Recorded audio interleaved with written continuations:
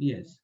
So welcome to the lecture of BA Part 3.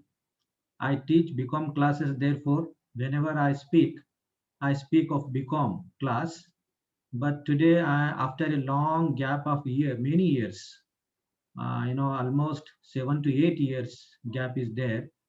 After gap of 7 to 8 years, I am teaching BA final year. So, welcome to this lecture. Today we are going to discuss a poem, The Solitary Reaper by William Wordsworth. तुम्ही थोडासा अभ्यास केला असेल solitary reaper या कवितेचा. तर solitary means lonely, lonely, एकांत, अगदी एकटं. रीपर, रीपर म्हणजे शेतात काम करणारा, रीप करणारा, शेतात काम करणारा तो reaper. The solitary reaper by William Wordsworth. William Wordsworth. So जे काही कविता तुमच्या सिलेबसला आहेत दोनच, आणि they are composed by very famous poets. William वर्ड्सवर्थचं लाईफ स्पॅन इथं दिलेलं आहे. Life span of William Wordsworth is given here. He born in 1770 and passed in 1850. 1770 ते 1850 हा त्याचा कालावधी आहे. 1770 मध्ये त्याचा जन्म झाला आणि 1850 ला तो वारला. He has lived almost for 80 years, right? So he was the poet laureate of United Kingdom. Poet laureate. So you should find out this word in dictionary. Poet laureate. फक्त ऐकू नका. म्हणजे तुमच्यासोबत जर तुमच्याकडे टेक्स्ट बुक असेल तर text book हातात ठेवा, पेन्सिल हातात ठेवा, आणि जो काही लॅपटॉपवर पाहत असाल किंवा मोबाईलवर जर पाहत असेल तर मोबाईल समोर ठेवायचा असा. पुस्तक मागे 2-4 पुस्तकं लावायची आणि पुस्तकांना असा टेकवायचा मोबाईल, आणि पुस्तक पेन्सिल ठेवायचं. So poet laureate. We are students. I told you we are students of language first. So poet, we know this word laureate means what? Find out in the dictionary. म्हणजे ते underline करा शब्द आणि dictionary मध्ये पहा. ल्युरेट म्हणजे राजकवी. Poet ल्युरेट.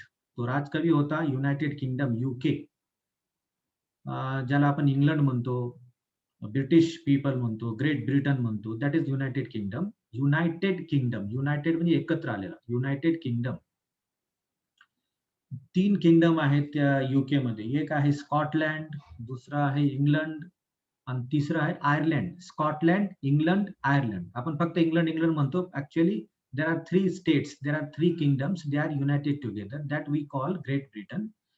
He is from Great Britain and remains an important figure in English literature. So he is very important figure, very important poet. Lyrical Ballads was published in 1798. Lyrical Ballads नावाचं एक पुस्तक आहे, कविता संग्रह आहे. ते विल्यम वर्ड्सवर्थ आणि ST. Coleridge या दोघांचे जे कविता आहेत. एस.टी. कोलरिज त्याचा मित्र होता आणि कवी होता. विल्यम वर्ड्सवर्थचा मित्र होता एस.टी. कोलरिज, आणि कवी पण होता. या दोघांनी म्हणून जे कविता लिहिलेल्या आहेत ती सगळी कविता लिरिकल बॅलेट्स नावाच्या काव्यसंग्रहामध्ये प्रसिद्ध झालेल्या आहेत. Lyrical means we can sing it. Ballads are poems. Lyrical Ballads published in 1798. It's a book of poems that he co-authored with S.T. Coleridge, had launched the Romantic age in English literature. So, S.T. Coleridge आणि William Wordsworth या दोघांनी मिळून ही कविता प्रसिद्ध केले. And with the publication of these poems, a new age started in English literature. A new movement started in English literature. And the movement is called Romantic age. एक नवीन movement सुरू झाली इंग्रजी साहित्यामध्ये. हे लिरिकल बॅलेड्स जेव्हा पब्लिश झाली आणि तेव्हापासून एक नवीन चळवळ, मुवमेंट मीन्स चळवळ सुरू झाली.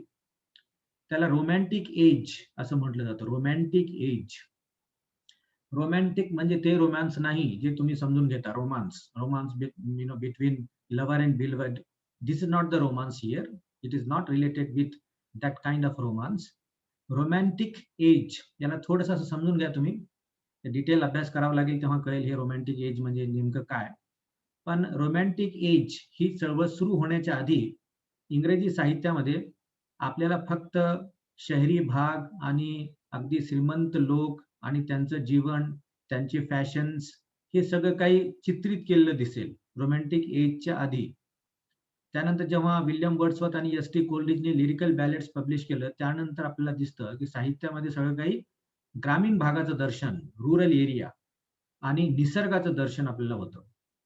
So romantic age, romantic poets celebrate rural life and nature in their writings. त्यांच्या लिखाणामध्ये आपल्या रोमॅन्टिक एजच्या कवींच्या लेखकाच्या लिखाणामध्ये आपल्याला ग्रामीण भाग आणि निसर्ग हे सगळं काही चित्रित केलेलं, वर्णन केलं याबद्दल आपल्याला दिसून येतं. Wordsworth laid stress on importance of nature and simple life and felt that poetry should be written in the language of ordinary people.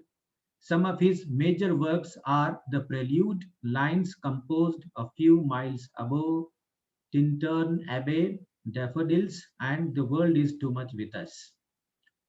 तर विल्यम वर्ड्सवर्थचं काय म्हणणं होतं कविता लिहिण्याबद्दल, लिखाणाबद्दल, कशी कविता कंपोज करायला पाहिजे, कशा पद्धतीची कविता लिहायला पाहिजे. He opined that poems should be written in very simple language. कविता जे आहेत अगदी साध्या सरळ भाषेमध्ये लिहिले गेले पाहिजे. फार कॉम्प्लिकेटेड लँग्वेज असायला नको, फार बंबास्टिक, व्हेरी हेवी वर्ड्स असे असायला नको. साध्या सरळ भाषेमध्ये कविता लिहिले गेली पाहिजेत आणि भाषा, लँग्वेज आणि बाकीचं जे काही शब्दांची ठेवण वगैरे सगळं साधं सरळ सोपं पाहिजे. That's very important. आणि त्याचे जे काही महत्वाचे दुसरे कविता आहेत, द प्रेल्यूड नावाची कविता, it is highly philosophical poem. त्यानंतर lines composed a few miles above Tintern Abbey नावाची दुसरी कविता. डॅफोडिल्स तर फार फेमस आहे. Daffodils is very famous poem. William वर्ड्सवर्थला चा अभ्यास करणारे सगळ्यांना डॅफोडिल्स ही कविता माहीत असते. तुम्ही डॅफोडिल्स बाय विल्यम वर्ड्सवर्थ असं नेटवर टाका आणि ती कविता वाचा. It is very beautiful poem, very simply written. फारच सरळ साध्या सोप्या भाषेमध्ये लिहिलेली कविता आहे. Then another poem, the world is too much with us. हे कुठेतरी सिलेबसला असतेच. कुठं कोणतं BA फर्स्ट इयरला, सेकंड इयर या फायनलला किंवा मग BSc ला किंवा मग BCom ला कुठेतरी somewhere it is prescribed in the syllabus. So that the world is too much with us is also a famous poem. इथं शॉर्ट मध्ये या कवितेमध्ये नेमकं काय दिलेलं आहे हे या पॅरेग्राफ मध्ये दिलेलं आहे. म्हणून हे जे इंट्रोडक्शन आहे ते इंट्रोडक्शन काळजीपूर्वक वाचायचं. Read introduction very carefully and with the help of pencil. एक पेन्सिल तुमच्याकडे असली पाहिजे. पेन्सिलनं डिफिकल्ट वर्ड्स अंडरलाईन तुम्ही करायला पाहिजे. त्यानंतर हे difficult words, find out the meaning of the difficult words in the dictionary, write down the meaning. बाकी हे जे बाजूला पेज आहेत या इथं जे स्पेस असते तिथं मीनिंग्स वगैरे लिहायचे. So that you can afterwards when you read second time, so these notes can help you. The Solitary Reaper is one of the Wordsworth's most famous ballads. The poem praises the spontaneous overflow of powerful feelings that Wordsworth identified as the heart of poetry. The speaker of this poem doesn't understand the words of the reaper's song and is instead captivated by the expressive beauty of the singer's voice and moved by the mood that it creates in him. Solitary reaper ही जी कविता आहे ही ballad form मध्ये आहे. Ballad form एक कवितेचा प्रकार आहे. आणि विल्यम वर्ड्सवर्थ हा जो कवी आहे त्यांनी कवितेची व्याख्या केली. कवितेची व्याख्या त्याने जगाला दिली. विल्यम वर्ड्सवर्थच्या आधी कवितेची व्याख्या, systematic definition of a poem was not there. So William Wordsworth is such a poet who has given a complete, I should say, complete definition of a poem. कविता म्हणजे नेमकं काय? विल्यम वर्ड्सवर्थ म्हणतो कविता म्हणजे, let me tell you in English, a poem is spontaneous overflow of powerful feelings recollected in tranquility. असं त्याने define केलं कवितेला. मराठीतनं असं होईल, स्पॉन्टेनियस, स्वयंस्फूर्तपणे प्रवाह. स्वयंस्फूर्त प्रवाह आहे कविता म्हणजे. स्वयंस्फूर्त म्हणजे काही विचार न करता खूप प्रयत्न करून आलेलं जे काही भावना उफाळून येतात, हे सगळं खूप प्रयत्न केल्यानंतर येत नाहीत. एकदमच येतात कवीला, एकदम सुचतं आणि मग कवी हे सगळं काही आपल्या एका पेजवर उतरून काढतो. That is a poem. त्याला आपण कविता म्हणतो. तुमच्यापैकी कोणी जर लेखक असेल किंवा कवी म्हणायचं असेल, तर ही जी डेफिनेशन आहे, की कविता म्हणजे स्वयंस्फूर्त प्रवाह आहे आणि जेव्हा कवीला सुचायला लागतं त्यावेळेस तो अगदी आपल्या डोक्यात सगळं काही साठवून ठेवतो, आपली भावना आणि जेव्हा एकांतात बसतो, विचार करायला लागतो, त्यावेळेस ते सगळं काही एका पेजवर उतरून घेतो आणि त्यालाच आपण कविता म्हणू किंवा एखादं क्रिएटिव्ह रायटिंग म्हणू. असं विल्यम वर्ड्सवर्थची डेफिनेशन आहे कवितेची. ती डेफिनेशन या पोएमला लागू होते. That we have to see. ते सुद्धा आपल्याला फाइंड आउट करायचं आहे. Spontaneous poem is spontaneous overflow of powerful feelings that we find out here. William Wordsworth असाच फिरत असतो. फिरत असताना निसर्गाच्या सानिध्यात फिरत असतो. फिरत असताना त्याला एक रीपर, एक शेतात काम करणारा आणि काम करत करत तो जे काही गुणगुणत आहे, जे काही गाणं म्हणत आहे, ते सुद्धा ऐकतो तो आणि त्याला विल्यम वर्ड्सवर्थला ते सगळं काही जीवन त्या शेतात काम करणाऱ्याचं वगैरे खूप आवडतं. And the reaper is very happy. अगदी साधं सरळ जीवन आहे. गुंतागुंतीचं काहीच नाही. निसर्गाच्या सानिध्यात घालवलेले दिवस आहेत. हे सगळं काही विल्यम वर्ड्सवर्थला फार आवडतं. And on the basis of that he has composed a poem. आणि ते त्या इम्प्रेशनमध्ये विल्यम वर्ड्सवर्थनी एक अगदी सरळ, साधी, सोपी कविता लिहिलेली आहे इथं. इथं तुमच्या टेक्स्टमध्ये एक ॲक्टिव्हिटी दिलेली आहे. ॲक्टिव्हिटी आहे. ॲक्टिव्हिटी म्हणजे तुम्हाला करायचं आहे काम हे. Pre reading activity. वाचण्याच्या आधी ही ॲक्टिव्हिटी तुम्ही करा, असं एडिटरचं म्हणणं आहे. What is that activity? When was the last time you were deeply struck by some event or place or person? It could be a sunset, a piece of music, a painting, or even a conversation. Write short poem or a couple of paragraphs on the memory of that moment and say why it affected you emotionally. ही कविता वाचण्याच्या आधी तुम्हाला एक थोडंसं एक activity करायचं, थोडंसं stress द्यायचं ब्रेनला. काय स्ट्रेस द्यायचा आहे? की जेव्हा तुम्ही बाहेर वगैरे फिरता, निसर्गाच्या सानिध्यात फिरता, जे काही अनुभवत असाल तुम्ही दिवसभरामध्ये, तर असा एखादा अनुभव तुम्हाला आला का, की तो अनुभव तुमच्या मनावर परिणाम करून गेला? अनुभव असा वाईट अनुभव नाही. तुम्हाला खूप आनंद झाला. समजा तुम्ही शेतात काम करत आहात किंवा शेताला जात आहात किंवा सायकलवरून कॉलेजला येत आहात किंवा सायकलवरून मग तुम्ही परत तुमच्या गावी जात आहात. एखादं घटना अशी घडली, की ज्यामुळे तुम्हाला खूप आनंद झाला. तुम्हाला असं वाटलं, की याबद्दल आपण काहीतरी लिहावं किंवा नेहमीसाठी लक्षात राहणारी ती घटना घडली. असं काही तुम्हाला कधी झालं का? असा इथं एडिटर तुम्हाला विचारतो. झालं असेल तर 1-2 ओळी, 4-5 ओळी कविता कविता जर तुम्हाला तयार करता येत असेल, तर कविता तयार करा किंवा तुम्हाला लिखाण करता येत असेल, तर एखादा पॅराग्राफ, एक 5-6 ओळीचा पॅराग्राफ इंग्लिशमध्ये लिहायचं, मराठीत नाही. तुम्ही लिहावा अशी अपेक्षा आहे. तर असं आठवा, की अ, उन्हाळ्याचे दिवस आणि तुम्ही बाहेर पलंग टाकून, बाज टाकून पडलेले आहात आणि अगदी निरभ्र आकाश आहे. तारे लुकलुकत आहेत आणि तुम्ही ताऱ्यांचं निरीक्षण करत आहात. ताऱ्यांचं निरीक्षण केलं असेल तुम्ही. ताऱ्यांचं निरीक्षण करत आहात आणि पडलेले आहात आणि तुम्हाला फारच इम्प्रेस तुम्ही झालात, की कसं निसर्ग आहे. काय-काय निर्मिती केलेली आहे. हे कसं अजुबा आहे निसर्ग, असं तुम्हाला वाटायला लागतं.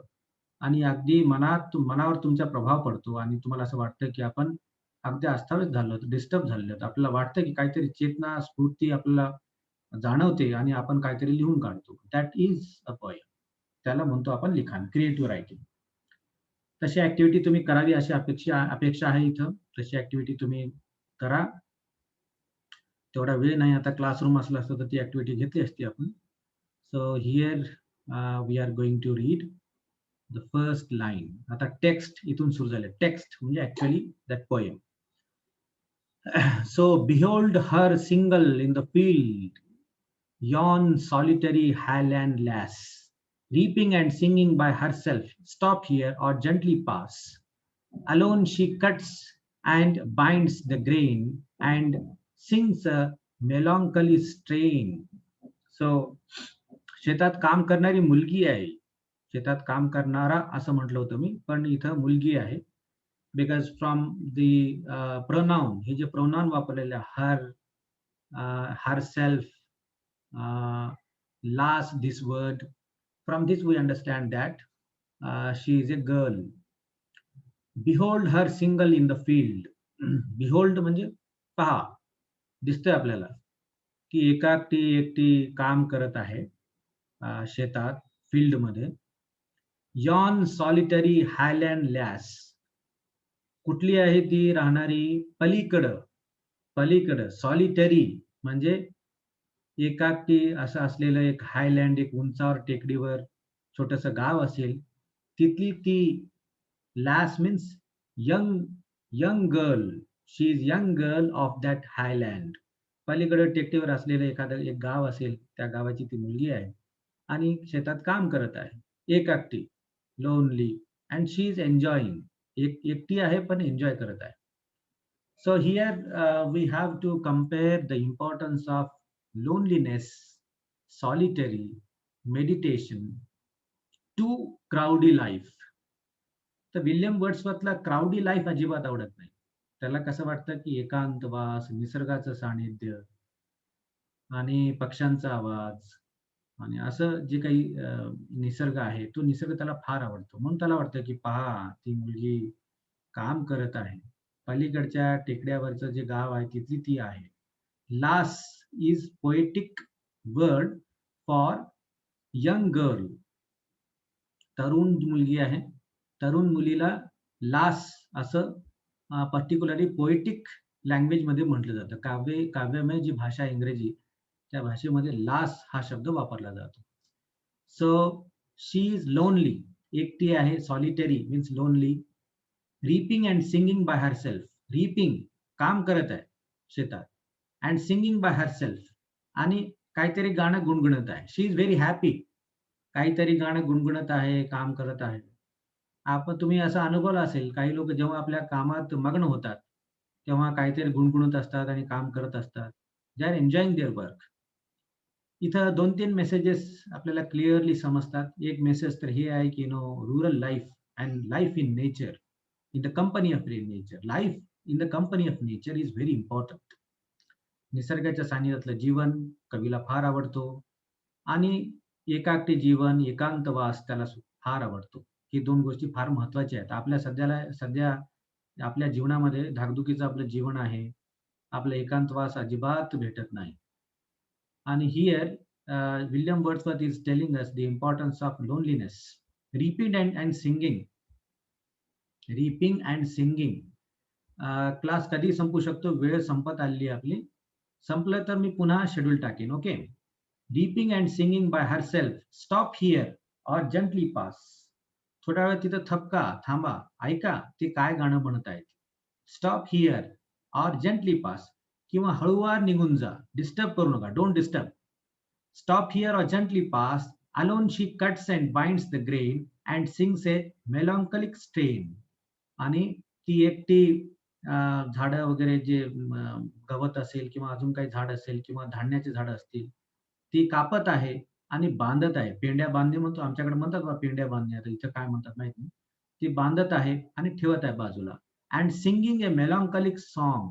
आणि एक असं गाणं ती म्हणत आहे ज्यामध्ये थोडंसं दुःख आहे. मेलॉन्कलिक सॉन्ग म्हणजे दुःख असलेलं एखादं गाणं. माणसाचं जीवन जे आहे, त्या माणसाच्या जीवनामध्ये सगळीकडे आनंदच आनंद असतो असं नाही. आनंद शोधावा लागतो आपल्याला. आनंद मानावा लागतो आपल्याला.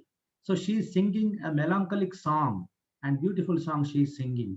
आणि तुम्ही जर तिथून पुढे जात असाल, तिथं आजूबाजूला असाल, तर थोडंसं थांबा आणि ऐका किंवा मग हळूच पास व्हा, जेणेकरून तिला डिस्टर्ब होऊ नये.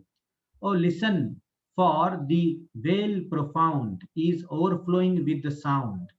No nightingale did ever chant more welcome notes to weary bands of travelers in some shady hunt among Arabian sands, a voice so thrilling never was heard in springtime from the cuckoo bird, breaking the silence of the seas among the farthest Hebrides.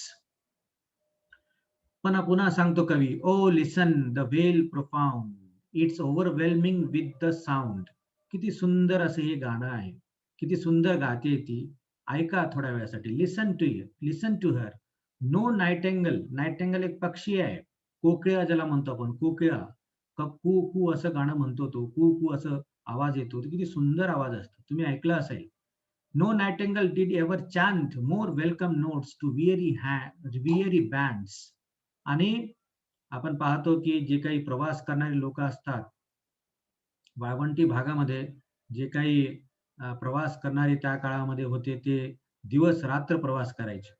आणि प्रवास करणारे समजा तिथून जात असतील आणि तिथून त्यांचं जाणं होत असेल, तर ते प्रवास करणारे लोकांना कोकिळेचा आवाज ऐकल्यानंतर जितका आनंद होतो, त्यापेक्षा कितीतरी जास्त आनंद या मुलीचं, या यंग गर्लचं गाणं ऐकून, या मुलीचं गाणं ऐकून त्यांना आनंद वाटत असेल.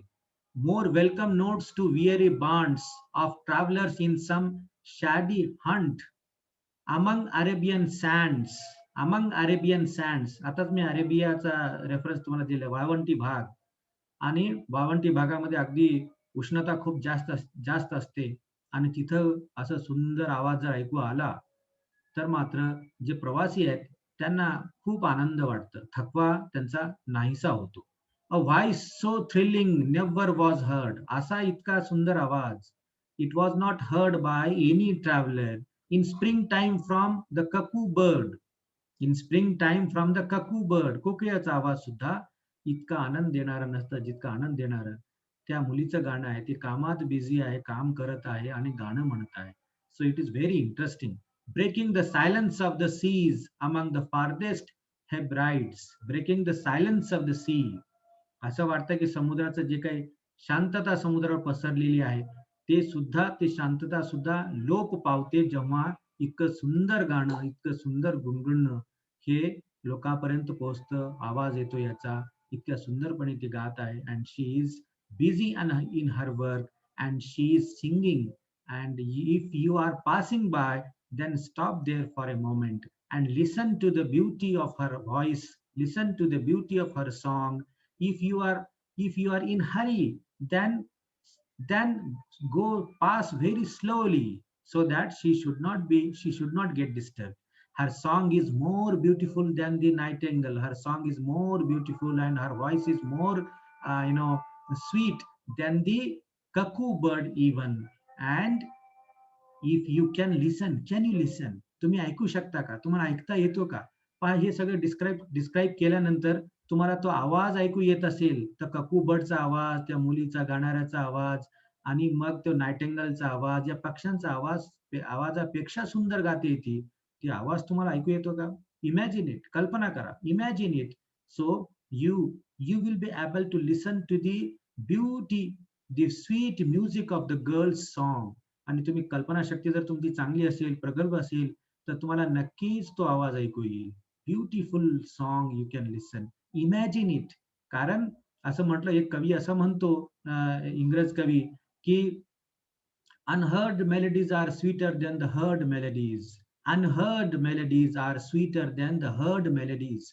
जे गाणे आपण ऐकतो ते तर सुंदर असतातच, अगदी सुंदर आणि स्वीट सॉंग्स असतात, प्रश्नच नाही. पण जे गाणे ऐकू येत नाहीत आपल्याला, आपण फक्त कल्पना करतो त्या गाण्याबद्दल, ते ऐकू येणाऱ्या गाण्यापेक्षा अगदी सुंदर आवाजात असतात. ते तसा सुंदर आवाज तुम्हाला ऐकू येतो का पहा. आपली वेळ इथं संपत आहे, त्यामुळे मी थांबत आहे इथं. पुन्हा आपण 9:15ला